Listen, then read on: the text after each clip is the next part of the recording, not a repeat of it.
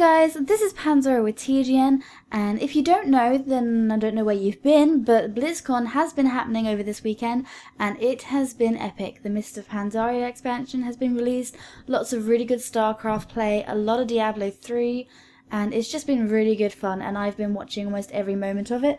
Especially the art panel. I found the art panel very, very interesting. However, this is not what I am actually talking about in this video. In this video, I would like to touch upon the red shirt guy. Now, if you don't know, last year he asked some very, very difficult questions during the lore and story Q&A panel, and he's back this year, and surprise, surprise, he is the first question that is posed to this year's World of Warcraft lore and story Q&A panel. And they recognize him, which is even funnier, and he actually apologizes for what he did last year, and he says thank you for being put in the game. If you don't know, he was put in the game, and I think that's pretty hilarious that he kind of made an ass of himself, and he's been kind of legendary ever since. So he now has an NPC, in brackets the red shirt guy, and I do believe he's in one of the quest lines, and I think you can find him in Gilneas. Don't quote me on that, but I'm fairly certain you can. And his question is actually about Gilneas, about the PvP, and about whether we're going back, 'cause apparently we went back in Hyjal. So what I'm going to do is I'm going to let you watch the actual footage from the stream that was actually aired less than an hour ago. So I hope you enjoy it, and make sure you do subscribe to TGN World of Warcraft and to my personal channel for all things that are BlizzCon related, because there's going to be a lot of footage going up, and also look out for a lot of interviews as well. I'm going to be taking TGN's finest World of Warcraft players from all across the different classes and interviewing them and seeing what their take is on the new expansion. Wondering what if they like the pandas, if they're going to play the pandas, just to see what they think on the future of World of Warcraft, because everyone has different takes on it. I think that this could very well bring World of Warcraft back, open it up to a new audience. I for one love pandas, but then again, everyone's going to say that's just because I'm a girl, but it's not just because of that. I think they are a very intriguing race, fairly because they're neutral. They are very interesting because of that. Something that we've never seen before. They are available for both factions.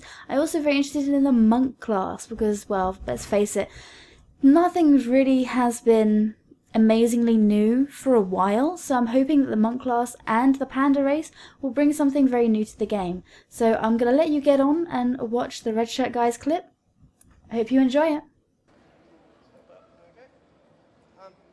Okay.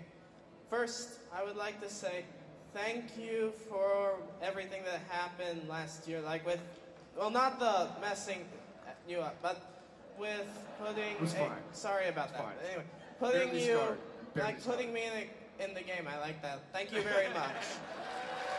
Thank you very much. It is great. Okay.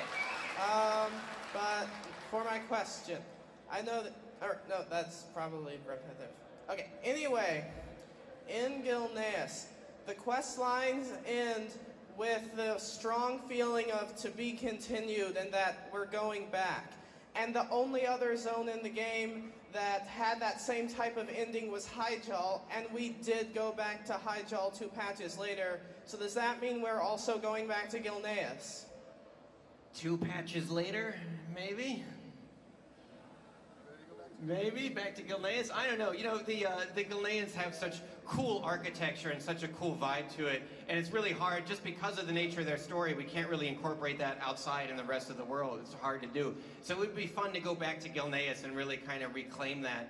I don't think it's on the cards right away, but it's we just love the feel of that area and everything that they're about. One suggestion. I know you didn't mention any large world PvP zone for Mist of Pandaria like you had Winter Grasp and Tolbarad in previous expansions.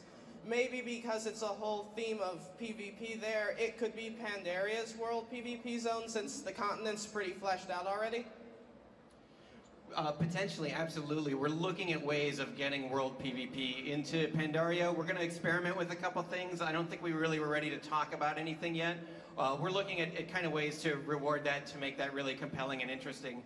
And certainly, as the global conflict escalates, we're going to really incorporate a lot of that into Pandaria. It's going to really heat up in Pandaria throughout the patch cycle. So we have some plans, but nothing to really talk about yet. Thank you very much. Thanks, brother. Thank you. Red shirt guy.